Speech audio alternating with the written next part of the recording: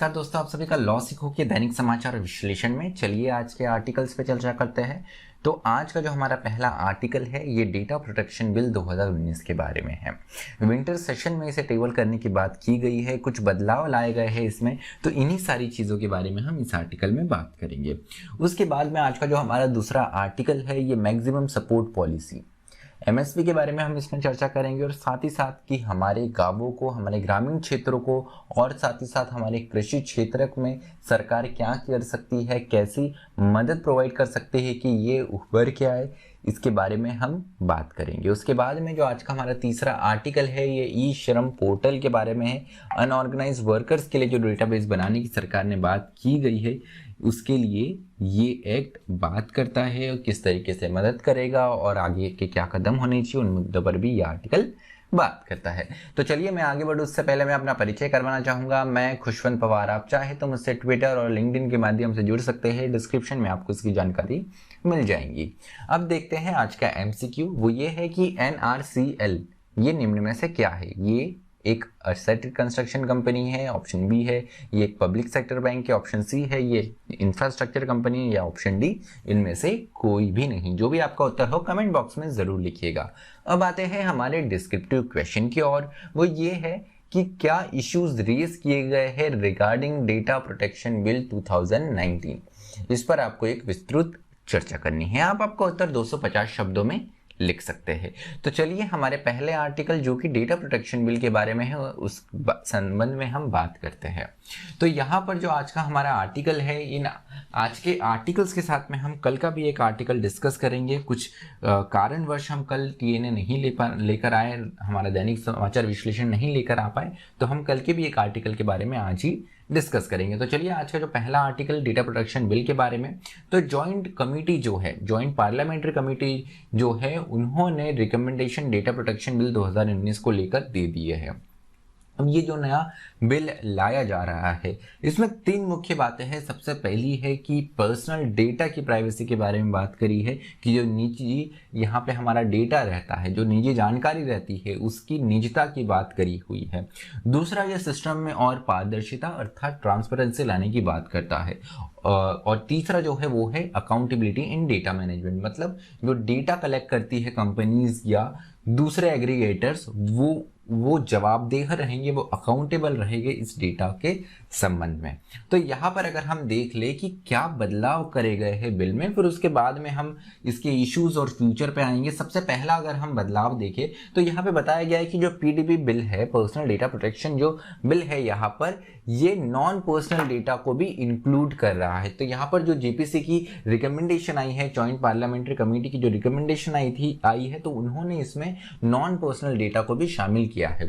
उसके अलावा यहाँ पर अगर बच्चों से संबंधित डेटा कलेक्ट करते हैं तो उसके लिए कुछ एडिशनल कंप्लायंसेस भी कंपनीज को पूरी करनी होंगी। उसके अलावा सोशल मीडिया कंपनीज को यहाँ पर इंटरमीडिएटरी की जगह पब्लिशर की तरह ट्रीट किया जाएगा। उसके अलावा एक की सजेशन भी यहाँ पर दिया गया है कि अल्टरनेट पेमेंट सिस्टम जैसे शिफ्ट पेमेंट मैकेनिज्म को भी लाना चाहिए। तो इसके संबंध में यहाँ पर जो नए बदलाव किए गए हैं उनके संबंध में क्या इशू रेस किए गए, तो इशू जो रेस किया गया है वो सेक्शन 35 और सेक्शन 12 के संबंध में है जो कि प्रपोज्ड बिल में मौजूद है। तो सेक्शन 35 क्या कहता है वो देख लेते हैं। ये कहता है कि government can exempt application of provisions against any agency if data is collected for national and public interest.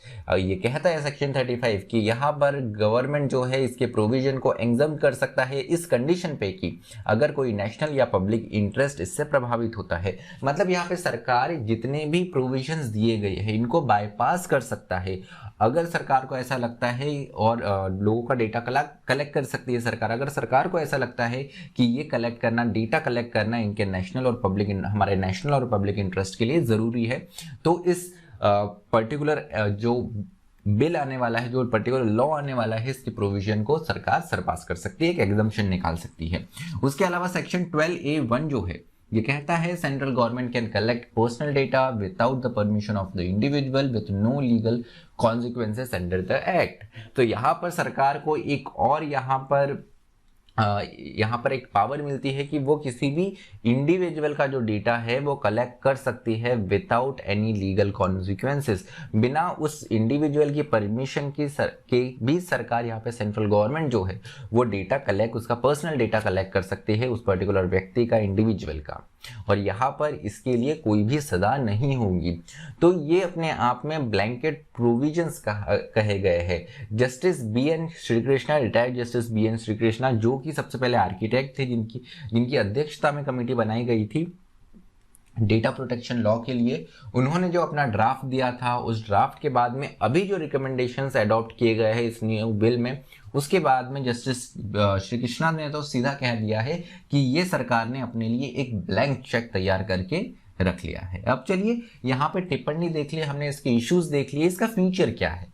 इसका फ्यूचर अगर हम देखें तो पहले अगर हम इसकी बात करें तो ये बिल जो है विंटर सेशन में रखा जाना है पार्लियामेंट में, ऐसी अंदाजा लगाया गया है, और इसमें 98 अलग अलग क्लॉजेस होंगे, मतलब अपने आप में काफी विस्तृत ये बिल है। उसके अलावा यहाँ पर गूगल ने एक जो कंसर्न उठाया है, यहाँ पर जब जेपीसी अलग अलग स्टेक होल्डर से बात कर रहा था तो यहाँ पे काफी प्राइवेट कंपनीज को भी बुलाया था, जिसमें गूगल ने एक सवाल यहाँ पे उठाया कि जो डेटा लोकलाइजेशन के लिए नॉर्म है वो अपने आप में काफी ज्यादा एक रिजिड लॉ है और काफी ज्यादा हार्ड हो सकता है प्राइवेट कंपनीज के लिए, क्योंकि गूगल जैसी कंपनीज के लिए। तो यहाँ पर आपको बता दूं कि डेटा लोकलाइजेशन, अगर आप डेटा, कोई कंपनी डेटा कलेक्ट कर रही है इंडियन सिटीजन्स का, तो उनको अपना एक लोकलाइजेशन जो है उस डेटा को स्टोर करने की जो जगह है वो उसी कंट्री में, मतलब हमारे देश में ही रखना जरूरी है, हमारी इंडिया में ही रखना यहाँ पे जरूरी है। तो उसके लिए डेटा लोकलाइजेशन नॉर्म इसे कहते हैं कि भारत का डेटा भारत में ही, लेकिन इस पर डिसेंट जताया है गूगल ने।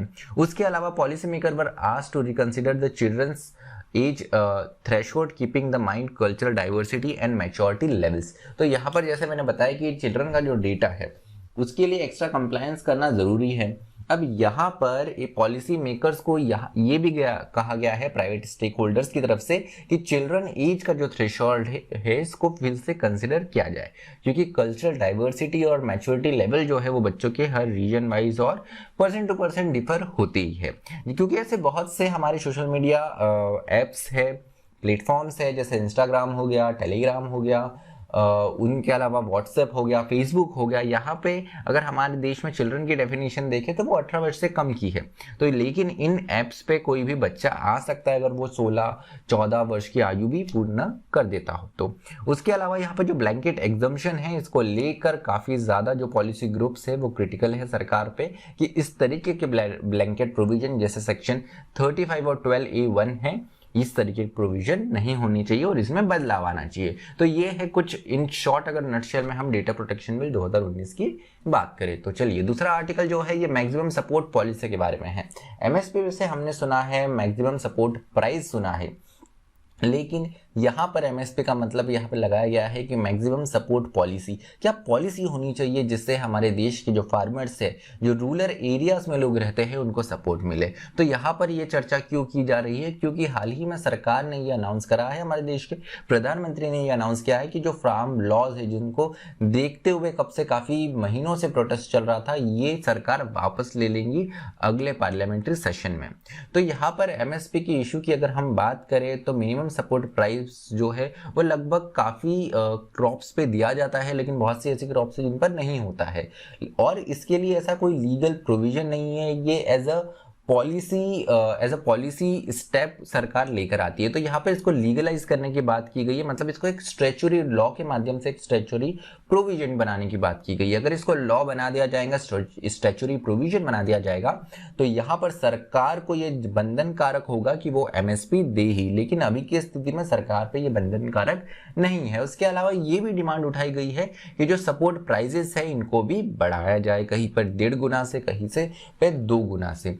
तो यहाँ पर ये भी एक मुद्दा है। उसके अलावा यहाँ पर हमें ये देखने को मिलता है जब भी हम रूरल एरिया की बात करें, हमारा एग्रीकल्चर जो है वो हमारे रूरल इंडिया में ही है, और रूरल इंडिया को कई बार इस तरीके से देखा जाता है हमारे पॉलिटिशियंस के द्वारा कि यहाँ से वो सिर्फ अपने वोट्स निकलवा ले और अपनी सरकार बना ले। इकोनॉमिकली अगर देखें तो काफ़ी लंबे समय से इनको नेग्लेक्टेड रखा गया है। तभी अगर हम देखें तो अर्बन इंडिया और रूरल इंडिया में एक बहुत बड़ा डिवाइड देखने को मिलता है।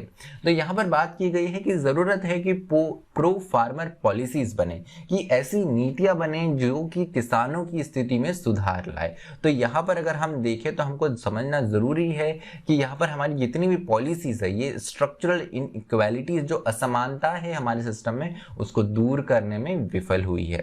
उसके अलावा यहाँ पर जरूरत है कि ग्रीन रिवॉल्यूशन मॉडल जब आया था तब हमारे देश को धन धान्य की जरूरत थी, उसके लिए कई बड़े बदलाव हुए, केमिकल्स का इंट्रोडक्शन हुआ हमारी फार्मिंग में, जिससे प्रोडक्शन बढ़ा भी, और जो हमारी धन धान्य की कमी थी वो आपूर्ति जो थी हमारी वो पूर्ण भी हो गई। लेकिन अब जरूरत है, जिस तरीके से जिस चीजों में बदलाव आया है, तो हम जो केमिकल बेस्ड फार्मिंग रहती है, जो कि एक ग्रीन रिवॉल्यूशन मॉडल ही कह सकते हैं, जिनमें केमिकल्स और प्रौद्योगिकी का बहुत ज्यादा इस्तेमाल किया गया है, तो इससे हम वापस विड्रॉ करें और एक स्टेप बैक ले। तो यहाँ पर नेचुरल फार्मिंग के बारे में हमारे देश के प्रधानमंत्री ने हाल ही में बात करी है कि एक नेचुरल फार्मिंग का, जीरो बजट फार्मिंग का मॉडल आना चाहिए। लेकिन अगर हम देखें तो ओवरऑल और हम पूरे इंडिया में एक जैसा मॉडल नेचुरल फार्मिंग का नहीं ला सकते हैं। तो यहाँ पर जरूरत है कि अलग अलग एग्रीकल्चर पॉलिसीज बने, प्लेसेस को देखकर, रीजन्स को देखकर। उसके अलावा यहाँ पर जो equitable distribution of land and water होना चाहिए। अगर हमारे देश में देखें तो जो मंझोले और जो भूमिहीन किसान हैं उनकी हालत, मार्जिनल फार्मर्स, उनकी हालत काफी ज्यादा खराब है। तो यहाँ पर जरूरत है कि ऐसी नीति लाई जाए जो कि इनको एक अल्टरनेटिव सोर्स ऑफ इनकम, एक दूसरे उनका आय का स्रोत भी शुरू किया जाए। उसके अलावा यहाँ पर restorative agriculture needs to be supported through payouts. तो यहाँ पर एग्रीकल्चर को रिस्टोर करने की जरूरत है। कैसे रिस्टोर किया जाएगा? जो हमारी सॉइल है, हमारा वाटर है, इसको आज से जैसे ये 100-150 साल पहले हुआ करते थे, ये ग्रीन रेवोल्यूशन आने के पहले, अगर हम मोटी मोटी बात करें तो आज से 50 साल पहले की स्थिति में भी अगर हम इसे लेकर आ पाए, रिस्टोर कर पाए, तो ये अपने आप में बहुत बड़ी बात होगी। क्योंकि आज अगर हम देखें तो हमारी भूमि, जो सॉइल है, उसकी उर्वरकता जो है, उसकी फर्टिलिटी जो है वो कम होते जा रही है, वाटर भी काफी ज्यादा कंटेमिनेटेड आता है, जिसके कारण कृषि, नेचुरल फार्मिंग उतनी अच्छी तरीके से नहीं हो पाती है।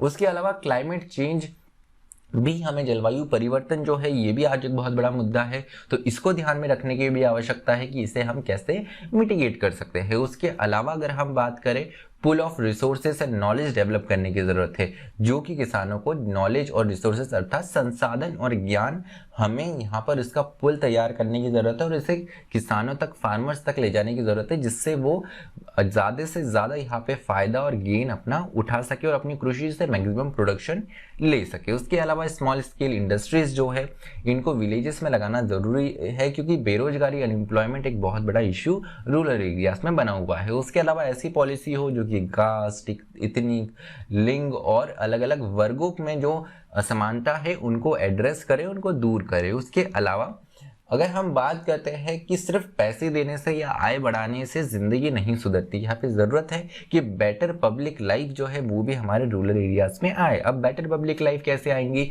जरूरत है कि हमारी शिक्षा, हमारा स्वास्थ्य और इससे जुड़े हुए जो मुद्दे हैं इसमें भी सरकार ध्यान दे और इसे में सुधार करे। उसके अलावा जो पब्लिक इंस्टीट्यूट्स है, जैसे पंचायत हो गया, तो पंचायत को यहाँ पर जो नौकरशाही है उससे मुक्त करने की आवश्यकता है और यहाँ पे स्टेट और सिटीजन रिलेशनशिप, सिटीजन पार्टिसिपेशन जो है उसे बढ़ाने की आवश्यकता है। तो यहाँ पर अंतिम लाइन ये कही गई है कि जो हमारा ग्रामीण भारत है, जो हमारा रूरल एरिया है, यहाँ पे जो नागरिक है इनको हमको सिटीजन्स के रूप में, नागरिकों के रूप में ट्रीट करना चाहिए, ना कि एक याचक के रूप में हमें उन्हें ट्रीट करना चाहिए। तो ये हमारा आज का दूसरा आर्टिकल रहा मैक्सिमम सपोर्ट पॉलिसी के बारे में। अब जो कल का हमारा आर्टिकल है अनऑर्गेनाइज्ड वर्कर्स के लिए जो डेटाबेस बनाया गया है उसके बारे में।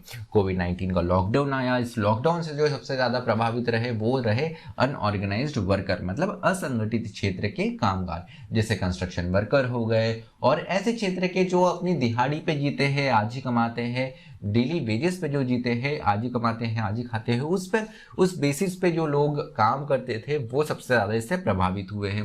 तो यहाँ पे सरकार इनके लिए इतने कदम नहीं उठा पाई, क्योंकि सरकार को अगर कोई कदम उठाना है, कोई पॉलिसी लानी है, कोई स्कीम लानी है, तो इनके पास डेटा होना जरूरी है। अब सरकार को ये समझ में आया कि हमारे पास में तो डेटा है नहीं, तो इसके बाद में जब लॉकडाउन की स्थिति हमारी सुधरी, तो जो सरकार ने सबसे पहला कदम उठाया अनऑर्गेनाइज्ड वर्कर के लिए था वो था ई श्रम पोर्टल। एक ऐसा डेटाबेस अनऑर्गेनाइज्ड वर्कर्स के लिए बनाया गया जिसमें उनसे जुड़ी हुई सारी जानकारी सरकार इकट्ठा करेंगी और फिर उस हिसाब से जो सोशल सिक्योरिटी स्ट्रक्चर है या सोशल सिक्योरिटी स्कीम है वो बनाएगी। अब अगर हम देखें तो अगर हम प्रेजेंट स्टैटिस्टिक्स देखें कि ये जो रजिस्ट्रेशन है इस श्रम पोर्टल पे वो शुरू हो गए हैं, अगर देखें तो जितने एस्टिमेटेड वर्कर्स लगाए गए हैं उनका 1/5 हिस्सा जो है उन लोगों ने रजिस्टर करवा दिया है। मतलब कमी का आसपास 20 से 25% जो अनऑर्गेनाइज्ड वर्कर्स है इन्होंने अपने आप को रजिस्टर कर दिया है। अब इसमें जो सबसे अच्छा परफॉर्मेंस है स्टेट्स का उसमें उड़ीसा, वेस्ट बंगाल, बिहार और छत्तीसगढ़ ये स्टेट्स है। अपने 4 राज्यों में से 3 राज्य जो आपको देखने को मिलेंगे ये हमारी रूलिंग पार्टी के नहीं है। तो उड़ीसा ने सबसे अच्छा यहाँ पे करीब करीब 70-80% जो अनऑर्गेनाइज सेक्टर के वर्कर है उन्होंने अपने आप को रजिस्टर कर दिया है। तो रजिस्ट्रेशन ड्राइव इन स्टेट्स में काफी ज्यादा सफलतापूर्ण चल रही है। अब यहाँ पर ये है कि ये जब डेटा जमा हो जाएगा उसके बाद में यहाँ पे गवर्नमेंट कदम उठाएंगे कि स्कीम किस तरीके से बनाना जरूरी है, क्योंकि जब डेटा को स्टैटिस्टिक्स को एनालाइज किया जाता है तो हमको समझ में आता है कि किन एरियाज पे ज्यादा फोकस और किन एरिया में कम फोकस देने की आवश्यकता। और इसी तरह और उसी तरीके से अगर हम स्कीम बनाए तो ज्यादा से ज्यादा जो लोग हैं वो इससे लाभान्वित हो सकेंगे। उसके अलावा अगर हम देखें तो इससे ये भी पता चलेगा कि कौन से सेक्टर्स ज्यादा अफेक्टेड है जिनके लिए सरकार ज्यादा कर सकती है यहाँ पर कार्य। उसके अलावा डेटाबेस जो बनाया जाएगा ई श्रम पोर्टल को इसको उन्नति से लिंक किया जाएगा। अब उन्नति क्या है? उन्नति ये सरकार का एक ऐसा पोर्टल है जहां पे अनऑर्गेनाइज सेक्टर के जो वर्कर है उनको जॉब मिलने में यहाँ पर मदद करता है। तो उनको जॉब मिले, एक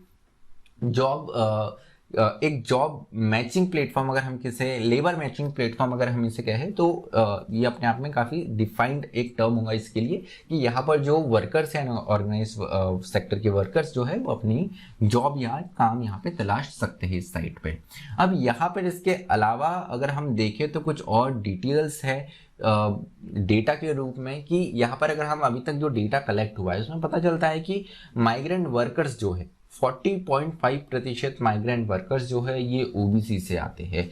जनरल कैटेगरी के 27.4% जो लोग हैं ये जनरल कैटेगरी से आते हैं। वही शेड्यूल कास्ट और शेड्यूल ट्राइब देखें तो 23.7 और शेड्यूल ट्राइब से 8.3, मतलब 100% में से schedule tribe 8.3, schedule caste 23.7, general 27.4 और सबसे ज्यादा जो अनऑर्गेनाइज वर्कर देखने को मिले ये ओबीसी कम्युनिटी से देखने को मिले हैं। वही अगर सेक्टर वाइज इसको डिवाइड करें तो सबसे ज्यादा जो अनऑर्गेनाइज वर्कर है ये एग्रीकल्चर सेक्टर में है 53.6%, कंस्ट्रक्शन में अगर हम देखें तो ये 12.2% और वही हाउस होल्ड हेल्प में 8.71% है।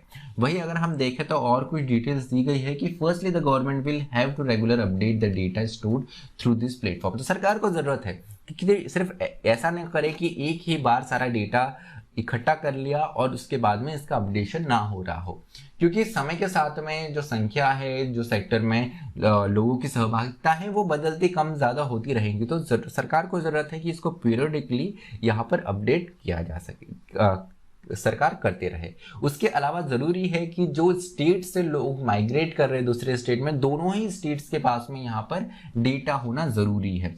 उसके अलावा रजिस्ट्रेशन और ज़्यादा बढ़े इसके लिए, जैसे उड़ीसा, वेस्ट बंगाल में यहाँ पे काफ़ी ज़्यादा रजिस्ट्रेशन हो रहा है, तो यहाँ पर लोगों को जिस तरीके से इंसेंटिवाइज किया जा रहा है या यहाँ पर बढ़ावा दिया जा रहा है रजिस्ट्रेशन को, उसी तरह कैसे पैन इंडिया में भी स्कीम्स को लाना और लोगों को इसमें रजिस्ट्रेशन करने के लिए प्रोत्साहित करना जरूरी है। उसके अलावा issues regarding portability of benefits will have to be address, otherwise the portal serves no purpose. सबसे महत्वपूर्ण बात, हमको ये ध्यान रखना पड़ेगा कि ये डेटा क्यों कलेक्ट किया जा रहा है, किस उद्देश्य से कलेक्ट किया जा रहा है, और जिसका उद्देश्य है कि ऑर्गेनाइज्ड सेक्टर के जो वर्कर है इनको ज़्यादा से ज़्यादा लाभ पहुंचाया जाए। तो इसी हेतु सिर्फ डेटा कलेक्ट करके ना रखा जाए, इसके को देखते हुए यहाँ पर जो सरकार के द्वारा पॉलिसीज और स्कीम्स भी लाई। तो चलिए, आज का जो हमारा विश्लेषण है वो यही समाप्त होता है। आप हमसे टेलीग्राम और इंस्टाग्राम के माध्यम से जुड़ सकते हैं। डिस्क्रिप्शन में आपको इसकी जानकारी मिल जाएंगी। अधिक जानकारी के लिए आप लॉसिको की वेबसाइट www.lawsico.com भी विजिट कर सकते हैं। मुझे सुनने के लिए आप सभी का धन्यवाद। Thank you. Stay tuned to लॉसिको।